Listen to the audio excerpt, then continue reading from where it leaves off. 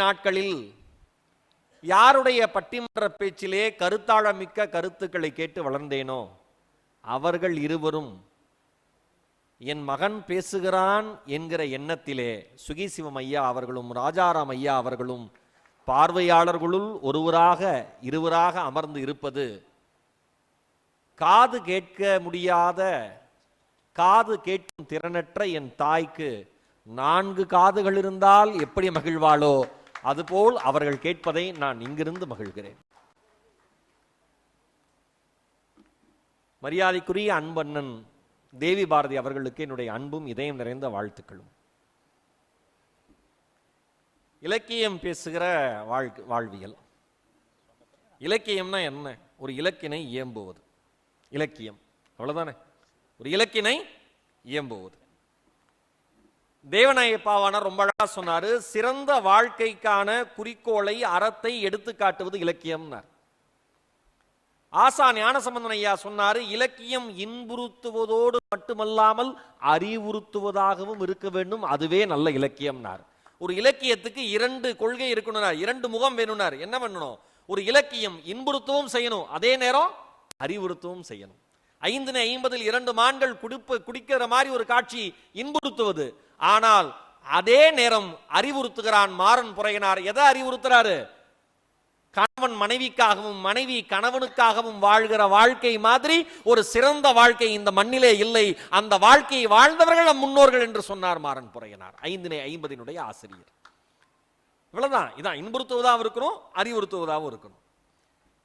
எல்லோருக்கும் இலக்குகள் இங்க உண்டு.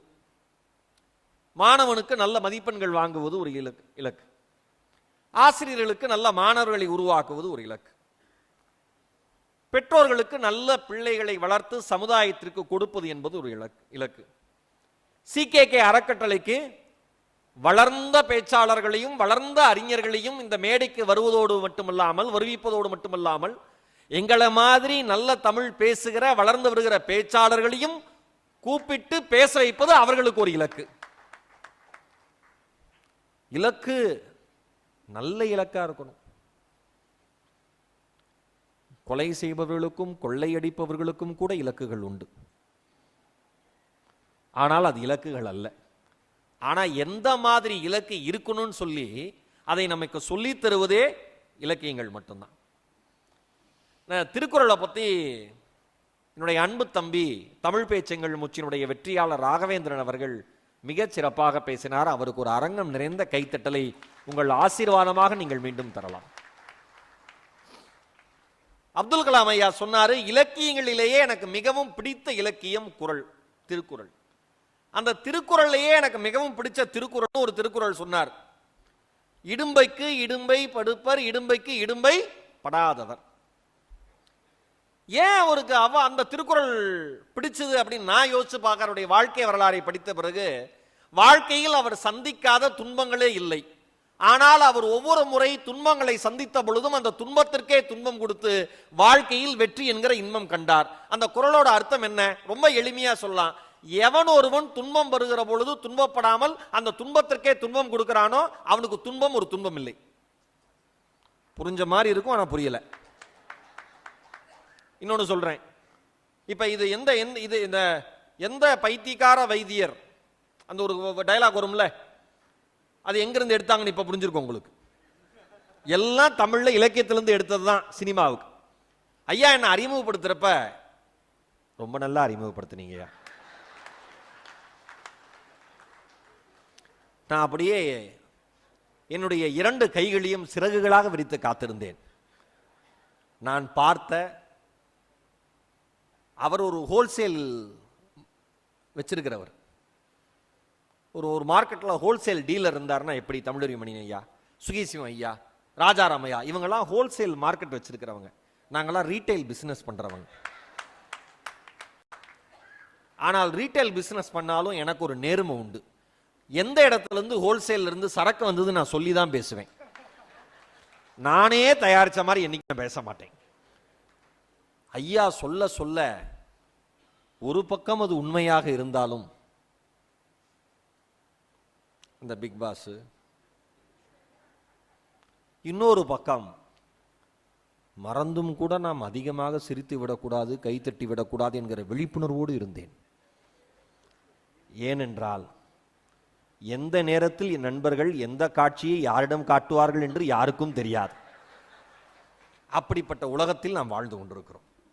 இந்த துன்பத்துக்கு அதை சொன்னப்ப ஏன் கலாம் ஐயாக்கு குரல் பிடிக்கும், குரல்ல இந்த திருக்குறள் ரொம்ப பிடிக்கும்னு கலாம் ஐயா சொன்னோன்னு நான் யோசிச்சு பார்க்குறேன்.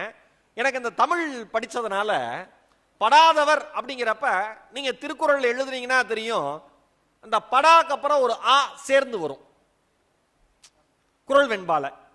அதை இசை நிறை அளபெடைன்னு சொல்லுவோம், இல்லைன்னா செய்யுளிசை அளபெடைன்னு சொல்லலாம். இசை நிறை அளபெடைனா என்னன்னா, ஓசை குறைவான இடத்துல அளபெடுத்து வருவதால் அது இசை நிறை அளபெடை. படாதவர்னு சொல்லக்கூடாது, வெறும்னே அந்த இடத்துல ஒரு ஆ படாக்கு அப்புறம் ஒரு ஆ குரில் சேர்த்தா அந்த இசை நிறைந்து வருது, அதனால அது இசை நிறை அளபெடை. நான் யோசிச்சு பார்க்கிறேன், வேற ஏதாவது ஒரு வார்த்தைகளை வள்ளுவன் பயன்படுத்திருக்கலாமே. வெல்லும் சொல் சொன்னவர், அவர் சொன்ன சொல் குறைவா இருக்குமா? அப்ப சரியா தான் பயன்படுத்தி இருப்பாரு. ஏன் இசை நிறை அளபெடை உடைய ஒரு சொல்லை இந்த இடத்தில் வள்ளுவன் புகுத்த வேண்டும்? நான் யோசிச்சு பார்க்கிறேன். எவன் துன்பம் வருகிற பொழுது அந்த துன்பத்துக்கே துன்பம் தருகிற மாதிரி எந்த மனிதன் மனதில் நம்பிக்கை அளபெடுத்து வருகிறதோ அதே மாதிரி இந்த சொல்லில் அளபடை அளபெடுத்து வருகிறது. எப்படி பொருத்திருக்கான் பாருங்க வள்ளுவன். நான் யோசிச்சு பார்க்கிறேன், சிறு சிறு துன்பங்களுக்கெல்லாம் நாம் ரொம்ப வருத்தப்படுறோம். இன்னைக்கு நம்ம வாழ்ற வாழ்க்கையை யோசிச்சு பாருங்க. நீங்க நம்ம வாழ்ற வாழ்க்கையை யோசிச்சு பாருங்க. சிறு வயதில் ஒரு சிறு ஊசிக்கு பயந்து மருத்துவமனை முழுக்க ஓடிய நாம் தான். சிறு வயதில் ஒரு சிறு ஊசிக்கு பயந்து மருத்துவமனை முழுவதும் ஓடிய நாம் தான் இன்றைக்கு வாழ்க்கை கொடுக்கிற சம்மட்டி அடிகளை அனைத்தையும் தாங்கிக் கொண்டு எதிர்ப்படுகிற அத்தனை பேரிடமும் புன்னகையோடு பதில் சொல்லுகிறோம். இவ்வளவுதான் வாழ்க்கை. ஏன் ரொம்ப பெருசா நம்ம அதை அலட்டிக்கணும்? யோசிச்சு பாருங்க, எதுவுமே இல்லை. இந்த மண்ணினுடைய மைந்தர், இந்த மண்ணினுடைய மைந்தர், இந்த குறளுக்கான இலக்கணமா இருக்கிறவர். இந்த குறள் கலாமுக்கு பிடிச்ச குறள், இவருக்கு கலாம் பிடிக்கும். ஈரோடு நம்ம பவானி பக்கத்தில் மயிலம்பாடி கிராமம். சரவணன் ஒரு பையன், அம்மா அப்பா கூலி தொழிலாளி. 10ஆம் வகுப்பு வரை அரசு பள்ளியில் படிச்சிருக்காரு. 10ஆம் வகுப்பு பொது தேர்வில் முதலிடம். அதை பார்த்துட்டு 11ஆம் வகுப்பு 12ஆம் வகுப்பும் ஒரு தனியார் பள்ளியில் அந்தியூர்ல இலவசமா படிக்க வைக்கிறாங்க. நல்ல மதிப்பெண்கள், மறுபடியும் முதல் மதிப்பெண். ஆனா மேற்படிப்பு படிக்கிறதுக்கு பணம் இல்லை. அரசாங்க உதவியோடு சென்னையில் இருக்கிற MIT கல்லூரியில் ஏரோநாட்டிக்கல் இன்ஜினியரிங் படிக்கிறாரு. கலாம் தான் ரோல் மாடலா எடுத்திருக்காரு. படிச்சு முடிச்சோனையுமே TCSல மாதம் 50,000 ரூபாய் சம்பளத்தில் வேலை கிடைக்குது. வேலை கிடைச்சோன்னா அந்த பையனுக்கு அவ்வளவு பெரிய மகிழ்ச்சி. ஏன், அம்மா அப்பா கூலி தொழிலாளி, மாதம் 50,000 ரூபாய் வாங்குற ஒரு பையன் எவ்வளவு மகிழ்ச்சி அடைவான்? ஆனா அந்த இளைஞனுக்கு கனவு எல்லாமே IAS ஆகிறது தான், இந்திய ஆட்சி பணித்துறையில் போய் உட்காரணுங்கிறது தான். யோசிச்சுக்கிட்டே இருக்காரு. 2 ஆண்டுகளுக்கு மேல அவரால் தாக்கு பிடிக்க முடியல. தன்னுடைய சகோதரி மகேஸ்வரிட்ட சொல்றாரு, அக்கா நான் மறுபடியும் IAS எழுதணும்னு ஆசைப்படுறேன். அப்பா அம்மாட்ட இப்படி சொல்றதுன்னு தெரியல. தன் வாழ்க்கை முழுவதும் நமக்காக வாழ்ந்தவர்கள் இப்பொழுதுதான் சிரிக்க தொடங்கி இருக்கிறார்கள். இப்பொழுதுதான் நல்ல காலணி அணிய துவங்கி இருக்கிறார்கள். இப்பொழுதுதான் நல்ல ஆடை போட துவங்குகிறார்கள். இந்த நேரத்தில் மறுபடியும் நான் படிக்க போறேன்னு எப்படி சொல்றது? ஒரு நல்ல சகோதரி என்பவள் இன்னொரு தந்தைக்கும் இன்னொரு தாய்க்கும் சமமானவள். அவள் சொல்லுகிறாள், நீ படுறா தம்பி, வா நான் கூட்டு போறேன் அப்பாட்ட. அப்பாட்ட சொல்றாரு, அப்பா சொல்றாரு, உனக்கு வெற்றி பெறுவேன் நம்பிக்கை இருந்தா தைரியமா எடுத்து படி. வறுமையும் புதிதல்ல, இந்த வாழ்க்கையும் எங்களுக்கு புதிதல்ல. படுறா. படிக்கிறார். 2014ஆம் ஆண்டு எழுதிய முதல் இதிலேயே தேர்வாகிறாரு. ஆனா IAS ஆக முடியல, IRS ஆகிறார். இந்தியன் ரெவென்யூ சர்வீஸ்ல போறார், வருவாய்த்துறையில போறார். ஆனா IAS கனவுல சுமந்துகிட்டே இருக்கார் அந்த பையன். 2015 மறுபடியும் எழுதுறாரு. மறுபடியும் எழுதி IAS ஆயிடுறாரு. யாரு? சரவணன்கிற அந்த பையன். அந்த பையன் IAS ஆனதுக்கு அப்புறம் ஒரு பேட்டியில சொல்றாரு, என்னுடைய தந்தை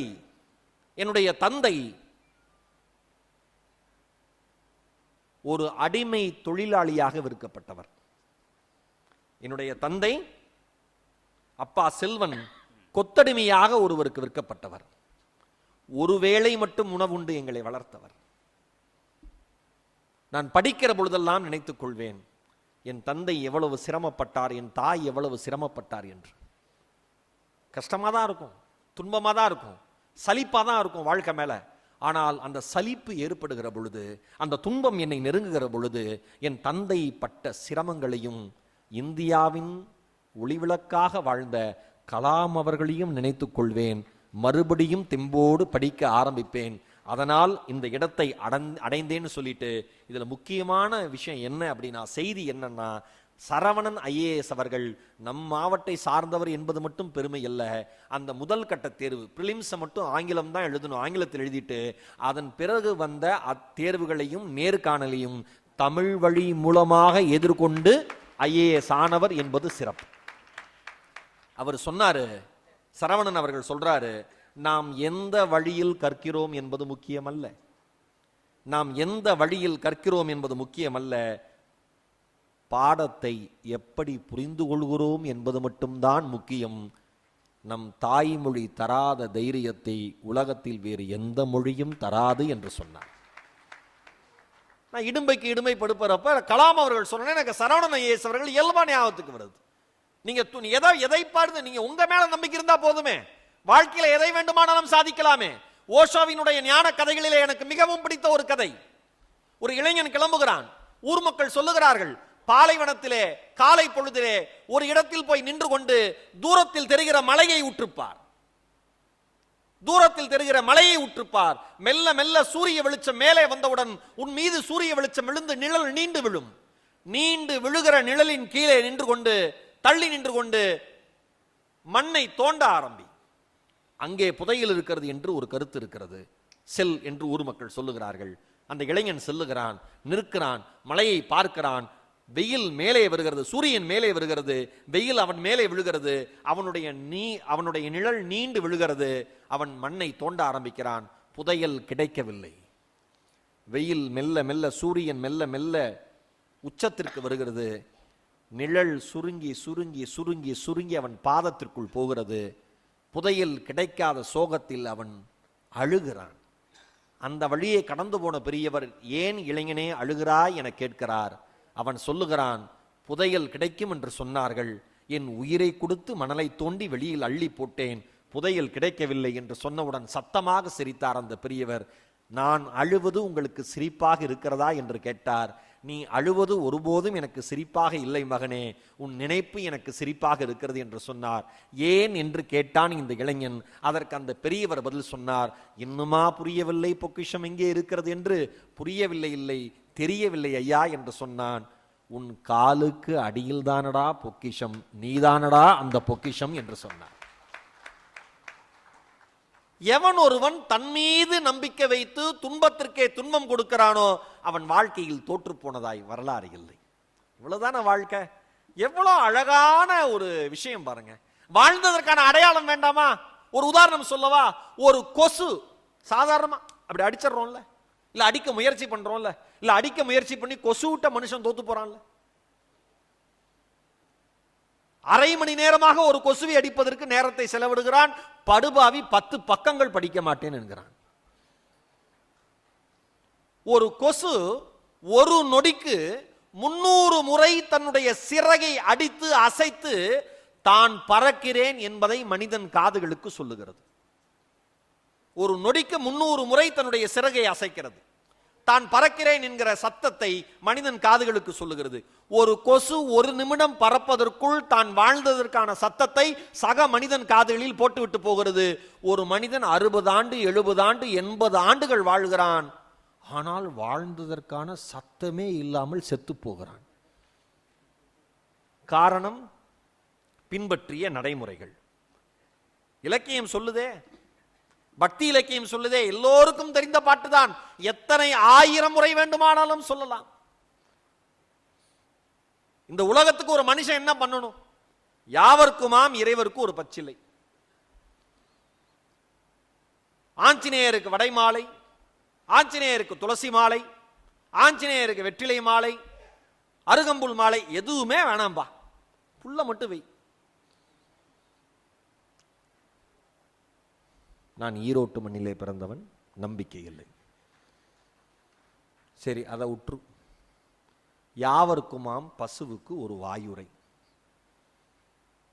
ஏதாவது அதனாலதான் நம்ம சாப்பிடுகிற பொழுது சாப்பிட்டு முடித்தவுடன் சிறிதளவு சோற்றை அந்த இலையிலே வைத்து எரியணும்னு சொல்லுவாங்க அம்மா. ஏன்னா அதை எதிர்பார்த்து சில ஜீவன்கள் வரும்.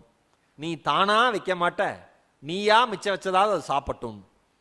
யாவருக்குமாம் பசுவிற்கு ஒரு வாயுரை.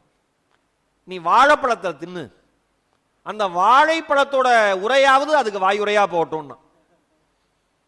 தமிழ்ல எல்லாத்தையும் நான் தான் சாப்பிடுவேன், ரொம்ப மகிழ்ச்சி. அடுத்தது யாவருக்குமாம் உண்ணும் போது ஒரு கைப்பிடி.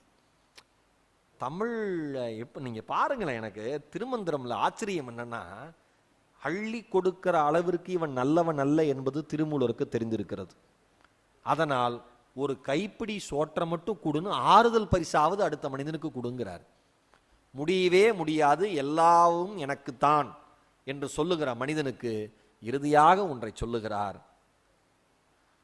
யாவர்க்குமாம் பிறருக்கு இன்னுரை தானே. தமிழறிவு மணியன் ஐயா பேசுகிற பொழுது அந்த இன்னுரை எப்படிப்பட்ட இன்னுரையாக இருக்கிறது என்பதை நாம் அறிந்தாலே திருமூலருடைய திருமந்திரம் மிக எளிதாக நமக்கு புரியும்.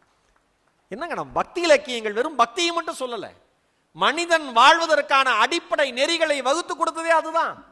ஆண்டாளுடைய பாசுரத்துல ஆழி போல் மின்னி வலம்புரி போல் நின்று அதிர்ந்து தாழாதே சாரங்கம் தொடுத்த சரமழை போல் வாழ உலகினில் பெய்திடாய் நாங்களும் மார்கழி நீராட மகிழ்ந்துலோர் எம்பாவாய்.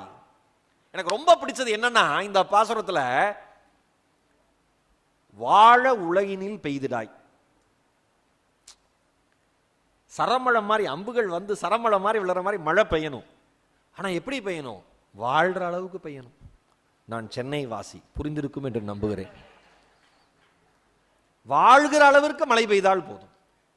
கவிப்பேரச வைரமுத்து ஒரு கவிதையில் எழுதியிருப்பார், பேஞ்சுங்க எடுத்துருச்சே பெருமாளே என்ன பண்ணு,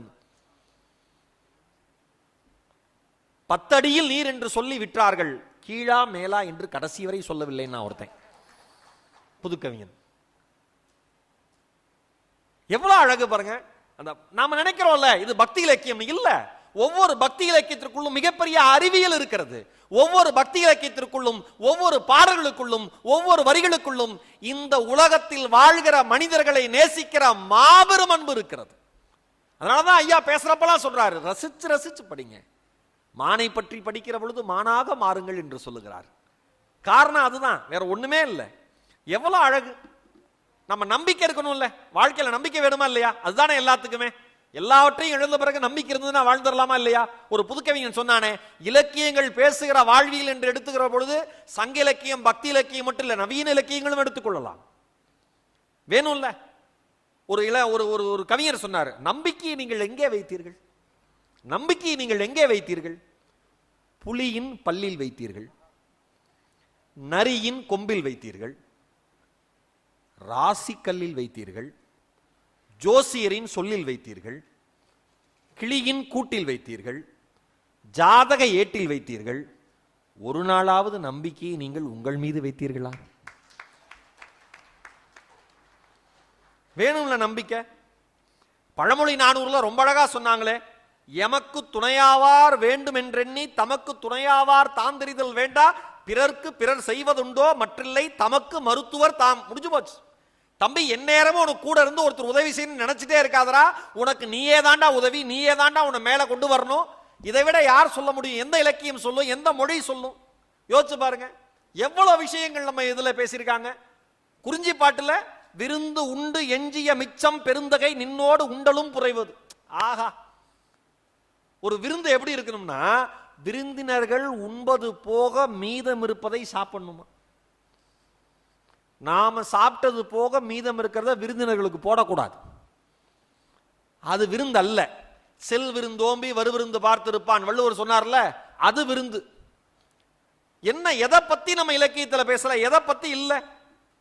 எது எது வலிமையானது? நம்பிக்கை இருக்கு, விருந்தோம்பல் இருக்கு. வலிமையானது எது? எனக்கு மிகவும் பிடித்த, நான் பல மேடைகளில் குறிப்பிட்டு சொல்லிய ஒரு மேற்கோளை காட்ட விரும்புகிறேன். தேவர்களுக்கெல்லாம் ஒரு சந்தேகமா, இறைவன்கிட்ட போய் கேட்டாங்களாம், இந்த உலகத்திலேயே வலிமையானது எது? மலைதானா? விண்ணை முட்டுகிற அளவிற்கு இருக்கிறதே அந்த மலைதானா? இறைவன் சொன்னாராம், மலை அல்ல, அந்த மலையை தகர்க்கிற இரும்பால் செய்யப்பட்ட உளி இருக்கிறதே அதுதான். ஓ, அப்ப இரும்பு தான் உலகத்திலே வலிமையானதா? இல்லை, அந்த இரும்பை உருக்குகிற தீயை படைத்திருக்கிறேன். அப்ப தீ தான் வலிமையானதா? இல்ல, அந்த தீயை அணைக்கிற நீரை படைத்திருக்கிறேன். ஓ, அந்த நீர் தான் வலிமையானதா? இல்ல, அந்த நீரை கிளர்ந்தெழச் செய்கிற காற்றை படைத்திருக்கிறேன். ஓ, அந்த காற்று தான் வலிமையானதான இறைவன் சிரித்தாராம். உங்களுக்கு எது வலிமையானது என்று தெரிய வேண்டும் என் படைப்பிலே, அதுதானே. ஆமாண்டவா, எது தெரியுமா என் படைப்பிலே வலிமையானது? எந்த மனிதன் துயருற்று கண்ணீர் சிந்துகிற பொழுதெல்லாம் சக மனிதன் அவனுடைய இடதுகைக்கு தெரியாமல் ஓடி சென்று வலதுகையால் சக மனிதனுடைய கண்ணீர் துளிகளை துடைக்கிறானோ, அந்த ஈர மனமுள்ள மனிதனே என்னுடைய படைப்பிலே வலிமையானவன் என்று சொன்னார். சொன்னவர் என்னுடைய அன்பு பேராசிரியர் தமிழறிவு மணியன் ஐயா. ஒரு மனிதர் எழுதுகிற புத்தகத்தினுடைய தலைப்பே ஆச்சரியமாக இருக்கும். ஊருக்கு நல்லது சொல்வேன். பேசுகிறபடி வாழ்வதும் வாழ்கிறபடி பேசுவதும் பேச்சாளர்களுக்கு இருக்கிற மாபெரும் சிரமம்.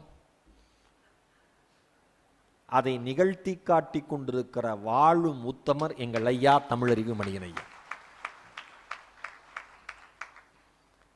நம்ம தம்பி 550 சொன்னாரு. எனக்கு அதுல 550 எல்லாமே அந்த மாதிரி நிறைய இது தலைவி தலைவன்கிட்ட சொல்ற மாதிரி இருக்கும். சில பாடல்கள் மட்டும் தலைவன் பேசுற மாதிரி இருக்கும். அதுல ஒரு பாடல், நூல் நவின்ற பாக தேர் நொவ்விதா சென்றீக தேன் நவின்ற காணத்து எழில் நோக்கி தான் நவின்ற கற்புத்தால் வீழ்த்து கவிழ் மிசை கையூன்றி நிற்பாள் நிலை உணர்கம் யாம். இதுல இதை மற்றதெல்லாம் விட்டுருங்க.